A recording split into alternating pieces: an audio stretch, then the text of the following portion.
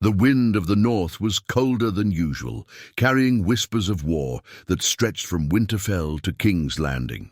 In another life, things had turned differently. Robert Baratheon had not died of that cursed boar's wound. He lived, heavier than ever with wine and regret, but alive enough to see the kingdom falling apart around him. And in that survival, fate twisted its threads in ways the realm would never forget.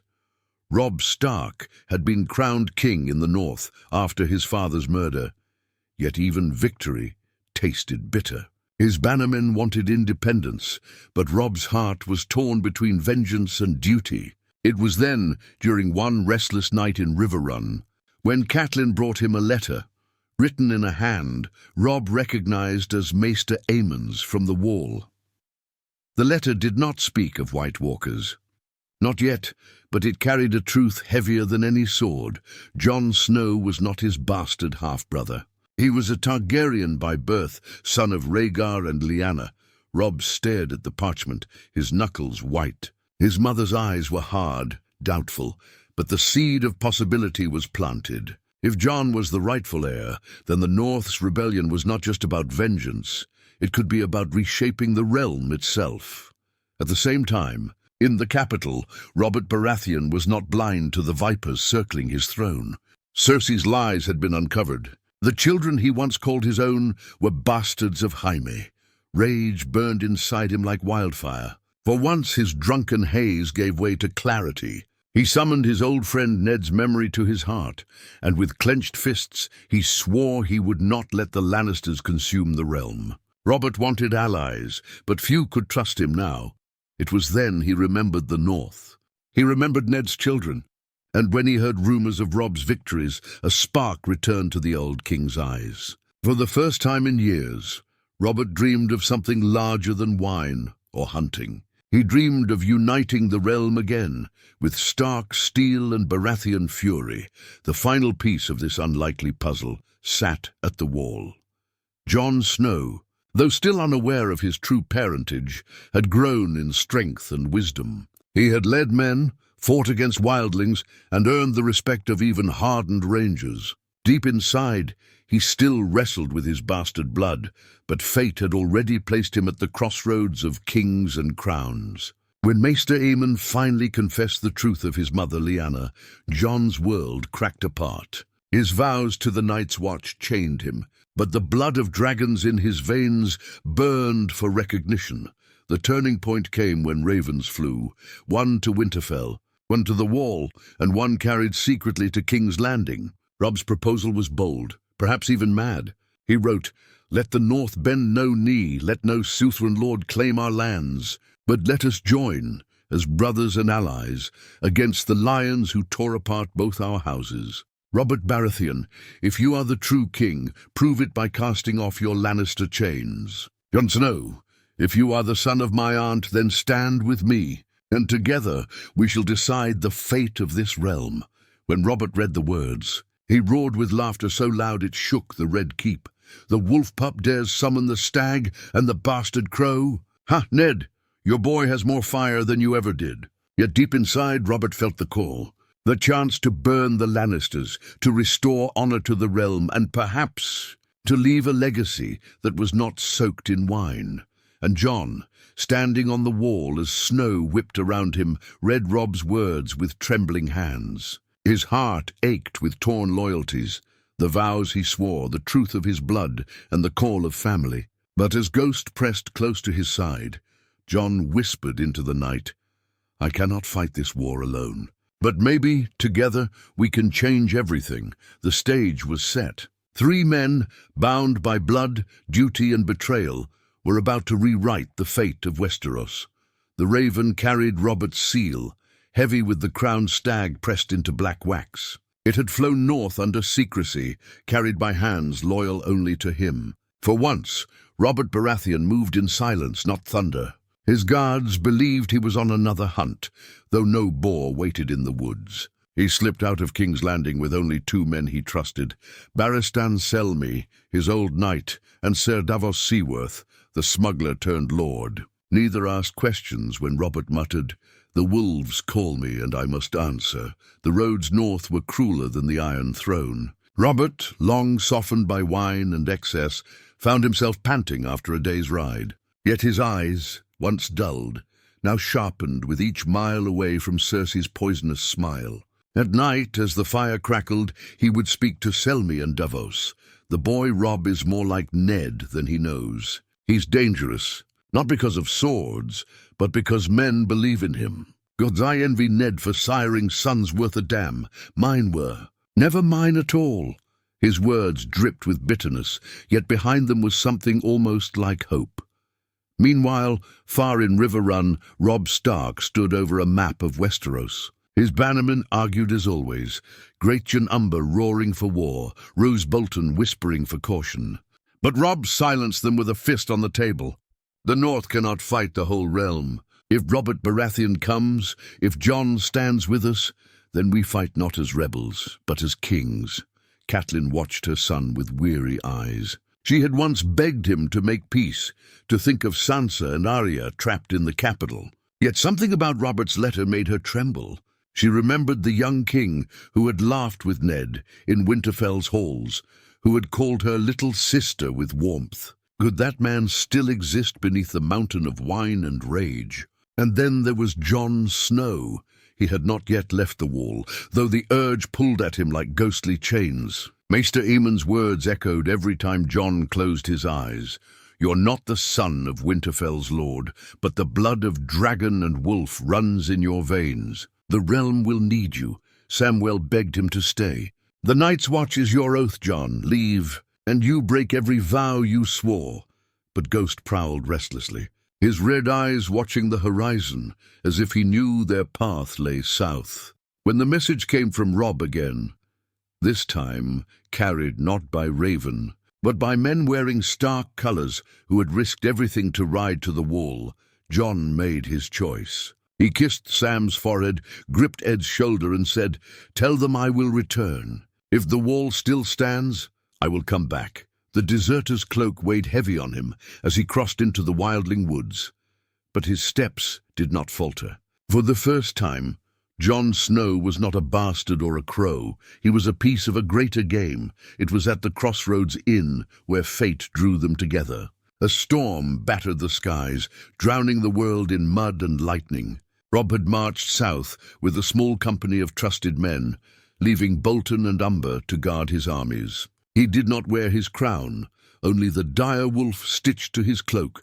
Robert arrived the next day, mud-caked and foul-tempered, cursing the rain.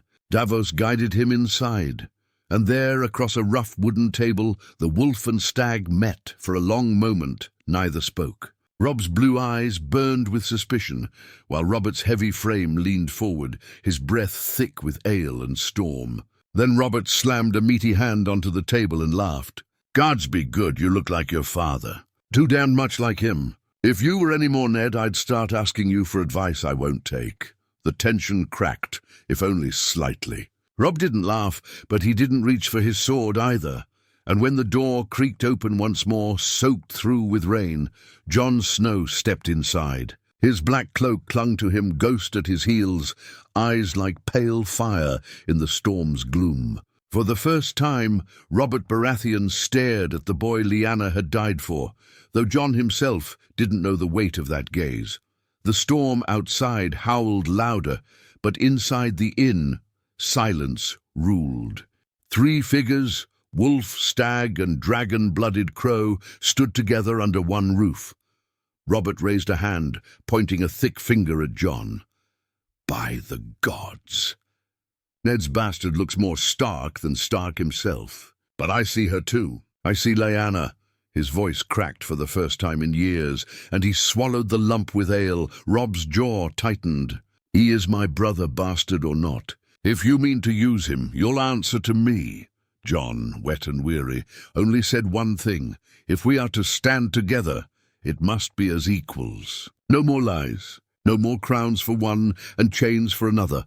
Robert stared between them, the laughter gone, his eyes wet with storms of their own. Slowly, painfully, he nodded. "Aye then, equals, stag, wolf, and whatever the hell you are, boy. Maybe together we can tear the lions down, and thus, in a broken inn on a stormy night, the realm's destiny shifted." The raven reached Casterly Rock at dusk, its wings black against the burning sky. Tywin Lannister read the message in silence, his golden eyes narrowing with every word. Cersei's hand had written in haste, ink smudged where her fury had pressed too hard. Robert lives.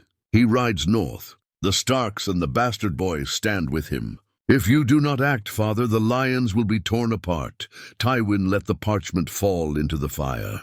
Flames licked it hungrily, devouring the last line.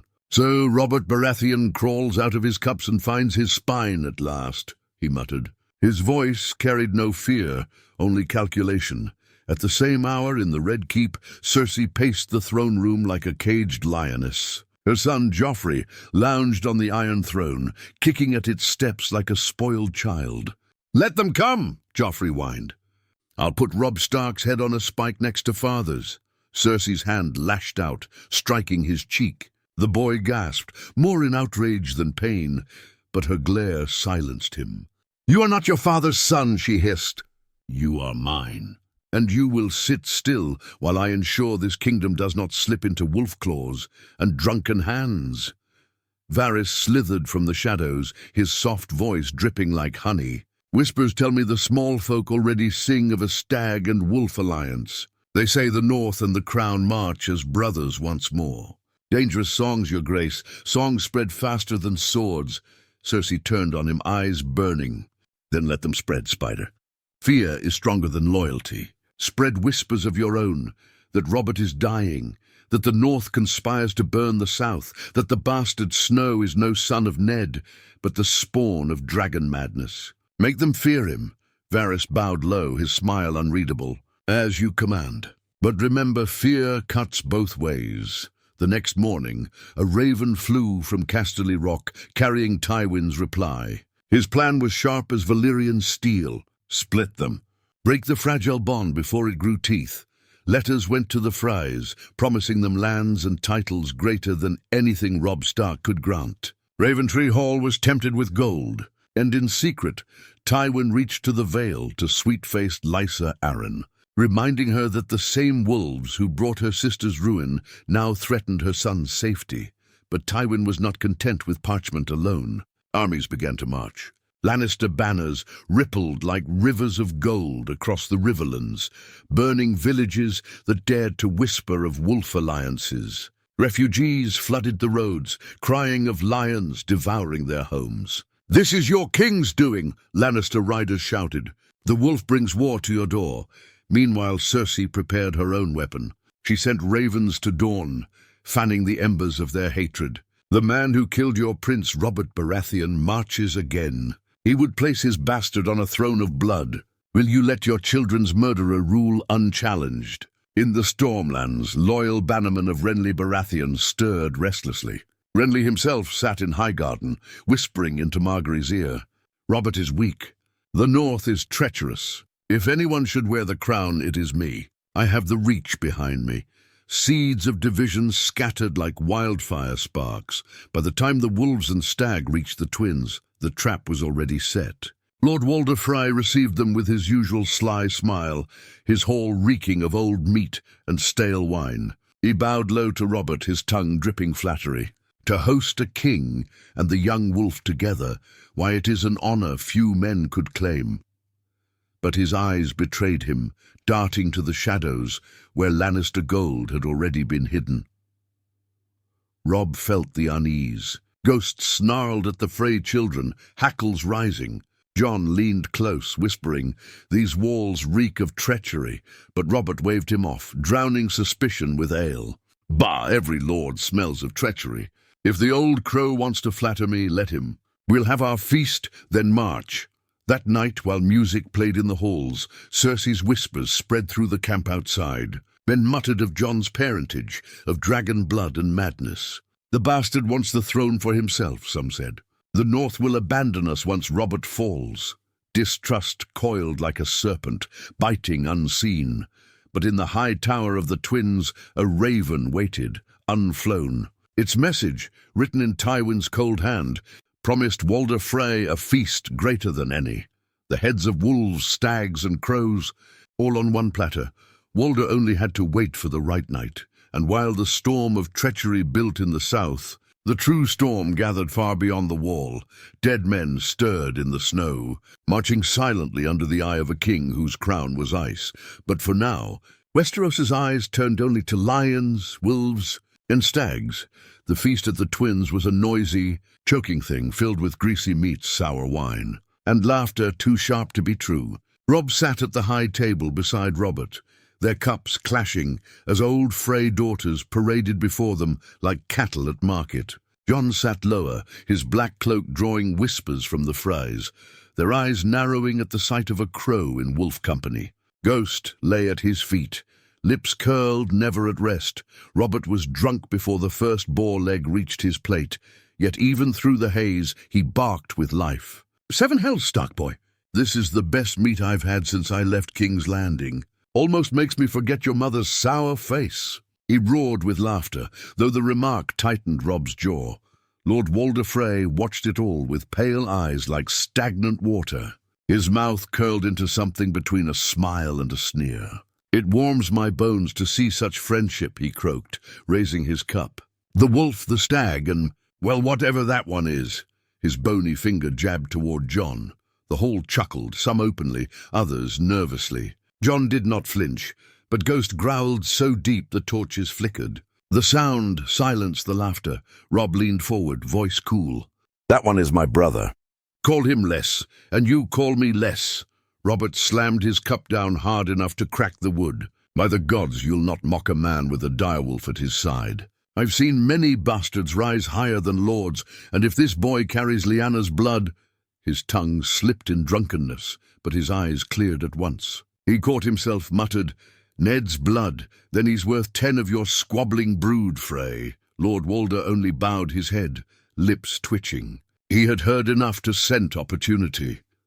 That night, as the fires burned low, Robb and Jon found themselves alone in the courtyard. Rain pattered on the stones.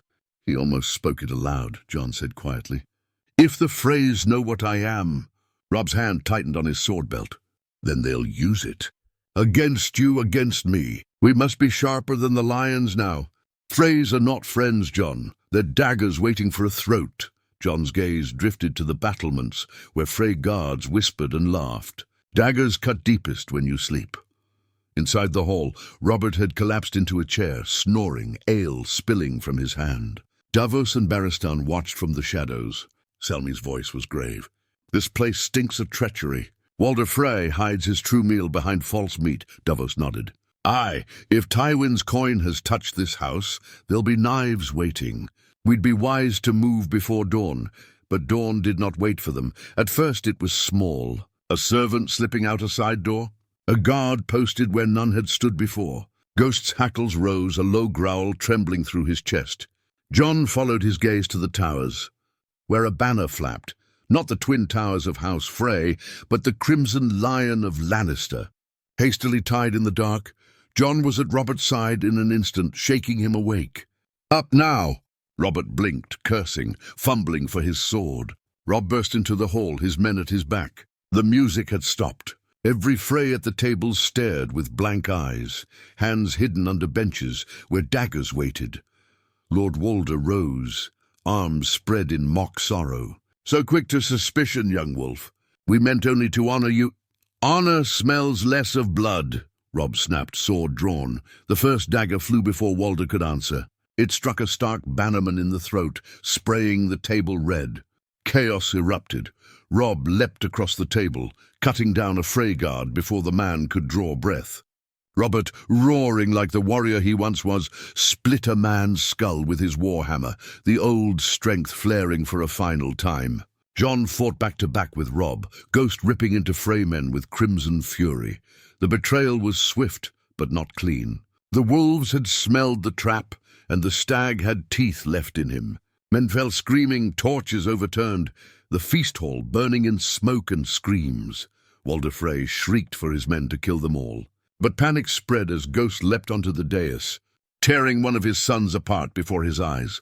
Robert's hammer shattered the table in half, sending dishes flying. "Is this your feast, Frey?" he bellowed. "Then choke on it." By the time the great doors burst open, the hall was a slaughterhouse. Dozens lay dead, but Robert, Robb and John still stood, bloodied but unbroken. Baristan and Davos dragged them toward the stables, flames licking the rafters above. Outside, the night was alive with screams. Frey men clashed with Stark bannermen in the courtyards. Horses screamed, men burned, and above it all the lion banner tore free, revealed to all. Robb's voice rang out, fierce and cold. "The lions are behind this. The Freys are theirs. Cut them down!" The North roared in answer. And in that firelit night the alliance of wolf, stag and crow was baptized not in words, but in blood. The ruins of the twins still smouldered when dawn bled across the horizon. Smoke curled above the towers, carrying the stink of burnt flesh and blood-soaked rushes. Wolves prowled among the corpses, feasting on Frey dead. The banners of House Stark fluttered ragged but proud over the courtyard, nailed where lion and tower had once hung. Robert Baratheon sat on a broken chair dragged from the hall, a bandage tied around his arm. His warhammer rested across his knees, dark with drying blood. He looked every inch the king again, fat, wounded but dangerous, like a stag cornered with antlers sharp. Robb strode across the yard, his sword still crusted with gore, his face drawn but steady. "The Freys are broken. Their sons lie dead. Walder has fled into his tunnels, but he'll not trouble us again. Word of this will reach Tywin before the crows feast." Robert spat on the stones. "Good, let him choke on it. The old lion thinks he can buy treachery with coin? I'll answer with steel. The whole realm will know. Wolves and stags don't bow." Jon stood apart, Ghost at his side, silent as the snowflakes drifting from the north. His face was pale, his eyes shadowed. When Robb approached, Jon finally spoke. "They called me dragon spawn in the hall. They whispered it even before the knives flew. Someone fed them that truth." Robb clenched his jaw. "Or a lie they believe is truth. It doesn't matter. You are my brother, Jon. Nothing changes that." Robert pushed himself to his feet with a grunt. "It matters, boy. More than you know. Tywin's snakes won't waste their breath unless it cuts deep. If what they say is true, if you're Rhaegar's son, then you've got a claim stronger than mine." The words hung heavy, even among the crackle of fires. Robb's men shifted, some nodding, others narrowing their eyes at Jon. A bastard had been one thing. A Targaryen heir was another. Jon felt the weight press down like chains. "I never wanted crowns or claims. I swore vows to the Watch, and I broke them already. But I will not deny who my mother was. I will not live as a lie anymore." He looked straight at Robert, his voice steady despite the tremor in his hands. "I'm Jon Targaryen, son of Lyanna Stark and Rhaegar. If that makes me your enemy, kill me now." The courtyard froze. Ghost growled low, ready to spring if steel was drawn, but Robert only stared. His great chest heaved once, twice, and then he laughed. Not the hollow bark of drunken days, but a laugh that shook the air like thunder. "Kill you? God's boy, I should. I should crush you for your father's crimes. But I see her in you, Lyanna." His voice cracked, softer. "I lost her once. I won't lose her again, not through you." He clapped a bloodied hand onto Jon's shoulder, nearly knocking him down. "You'll ride with me, dragon or no. Let Tywin choke on your name. Together, we'll give the realm something worth fearing." Robb exhaled a breath he hadn't realized he was holding. Then it settled. No secrets. No more lies. The wolf, the stag, and the dragon fight as one. The men around them murmured, uncertain, but the sight of Robert and Robb clasping Jon's arm silenced doubts. For now, unity held. That night they held council in the smouldering hall. Davos spread maps across the table, his hands scarred but sure. "Tywin expects us broken. He'll march from the west to meet us in the Riverlands. If we move fast, strike at Harrenhal, we can cut his supply lines and rally the Riverlords to our side." Barristan added, "The Vale remains uncommitted. If word reaches Lady Arryn that her nephew rides with both King and Stark, she may open her gates. She trusts little, but blood speaks louder than oaths." Robb pointed north of the map. "The wall cannot be ignored. Jon's warnings of the dead, if true, then the north must be ready. We cannot waste all strength in the south." Jon spoke quietly but firmly. "The wall will not hold forever. But if we don't defeat the Lannisters, we'll never have a chance to face what's coming. First Tywin, then the rest. Robert slammed his fist onto the table. Aye, no more whispers. We march for Harrenhal. Let Tywin come sniffing for carrion. He'll find wolves and a stag waiting. The council ended with fire in their veins. Outside, the men sang in defiance, voices rough but strong. The North remembers. The king has returned. Their cries carried through the smoke-filled night. But far away, in King's Landing, Cersei heard a different song. Ravens brought news of the slaughter at the Twins, of Robert alive, of wolves and bastards uniting under his banner. She stood before the Iron Throne, her hands gripping its cold steel arms. So, she whispered, voice trembling with rage, he dares defy me with wolves and ghosts. Then let the realm burn. And somewhere deep in Casterly Rock, Tywin's cold smile never wavered. Let them unite, he told his captains. The tighter the bond, the sweeter the break. The march to Harrenhal carved its name into the bones of men. The Riverlands were a graveyard. Villages burned to ash, fields salted by retreating Lannister hosts, corpses swinging from trees as warnings. Yet the army that followed the wolf, the stag, and the dragon-blooded crow grew with every step. Broken men and vengeful lords alike joined their cause, whispering that perhaps, for the first time in a generation, justice marched. Robert rode at the front, his warhammer across his saddle, his belly jostling with each step of his horse. Yet there was something different in him now, an old fire rekindled. When men doubted, his laughter carried them forward. When fear grew, his curses burned hotter than any sermon. 7 hells, lads. Tywin Lannister pisses gold, but he bleeds red, same as us. Robb Stark commanded the vanguard, his direwolf grey wind tearing through scouts before they could report back to Tywin. The men called him the young wolf with pride. But behind his steady eyes, Robb bore the weight of every northern sword lost in southern mud. He carried that grief like armor, and Jon, no longer hiding in shadow, rode beside them, ghost padding silent as mist. Men watched him with awe and suspicion alike. Some whispered Targaryen, spitting the word like poison. Others muttered that the boy's eyes, pale and fierce, had the same fire that once burned in Rhaegar. Yet when he fought, no one doubted. His sword carved through men with a cold fury that seemed older than him. A rhythm born not of training alone, but of something deeper, an instinct coiled in his blood. Harrenhal rose before them like a corpse of stone, its towers cracked and melted by dragonfire of ages past. A fitting battlefield, Robb thought grimly. Here history had burned once before. Here it might again. Tywin was waiting, his banners of crimson and gold stretched like a sea across the charred fields. He had not come to skirmish. He had come to end this rebellion in one stroke. The old lion sat astride his black destrier, his armor gleaming in the morning sun. Calm, cold, unflinching, the two armies faced each other in silence. Then from the Stark side a horn blew, deep, long, mournful. Grey wind howled, ghost beside him, and the wolves of the north surged forward.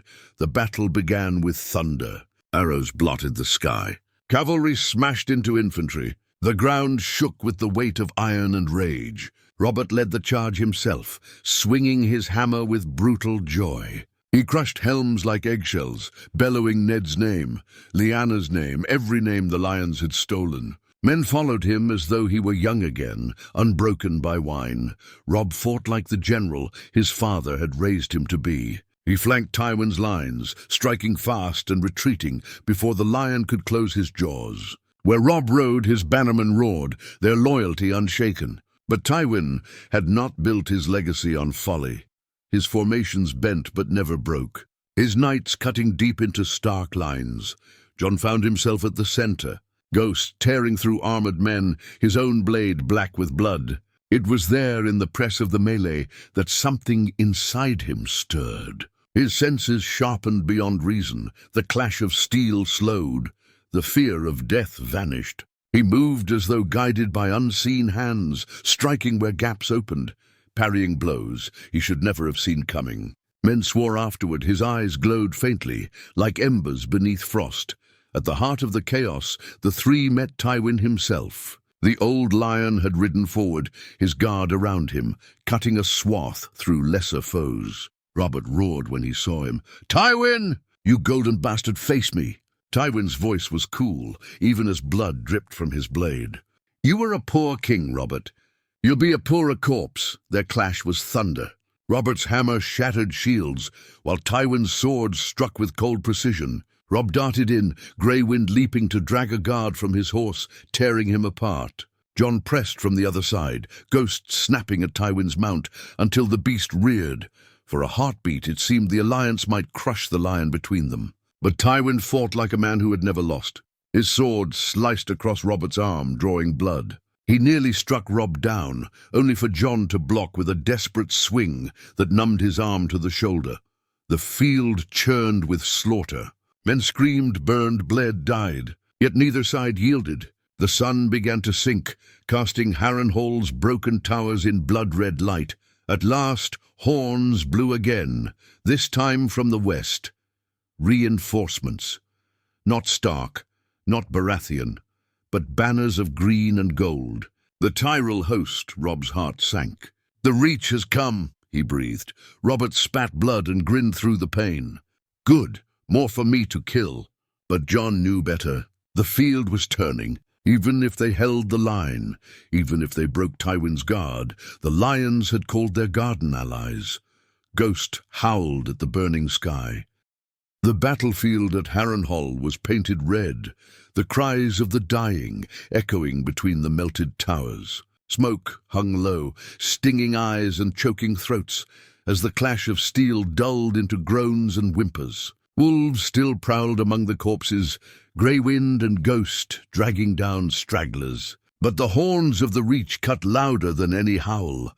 The Tyrell banners rose on the western ridge, a sea of green stitched with golden roses. Their knights shone bright despite the mud, armoured columns descending like a second wave of doom. For a heartbeat, silence gripped both armies. Even Tywin reined in his black destrier, his golden eyes watching as the Reach advanced.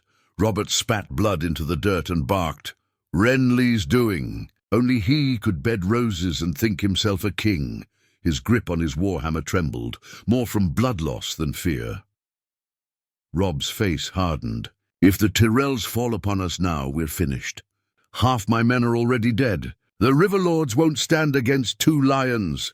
Jon's sword dripped black with gore, his breath ragged. His gaze fixed not on the Tyrell banners, but on the men beneath them, orderly, disciplined, well-fed. They marched without hesitation, as if summoned to a feast rather than a slaughter. His gut twisted. Too perfect, too timed, the Tyrell vanguard halted within bowshot.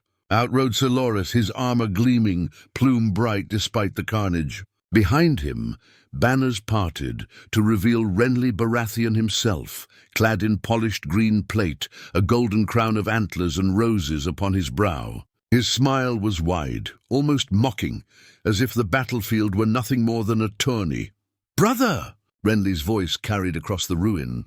"What a mess you've made." "You always did know how to waste good men," Robert bellowed back, his face purple with rage.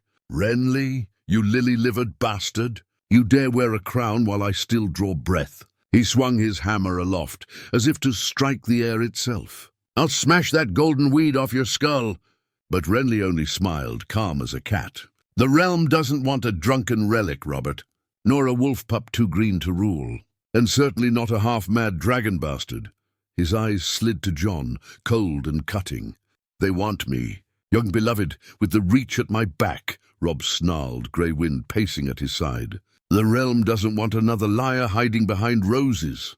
Tywin's voice cut through the chaos like a blade. He had ridden forward, flanked by his crimson guard. "Renly speaks truth, if not wisely.